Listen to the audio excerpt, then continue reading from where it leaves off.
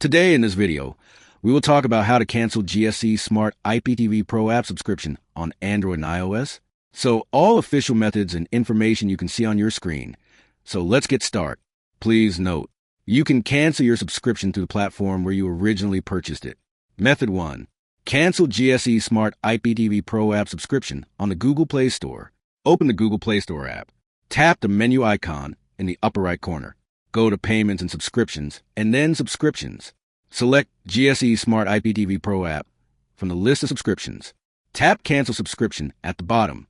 Choose a reason for canceling, then tap Continue. Tap Cancel Subscription for confirmation, and follow the prompts. And you are done. Method 2. Cancel a GSE Smart IPTV Pro app premium subscription on iOS. Open the Settings app on your iPhone or other Apple devices. Tap your name or Apple ID. Tap Subscriptions. Select GSE Smart IPTV Pro app. From the list of apps, tap Cancel Subscription, and follow the prompts, and you are done. So by using this method, you can easily cancel GSE Smart IPTV Pro app subscription on Android and iOS. Hopefully this video will be helpful.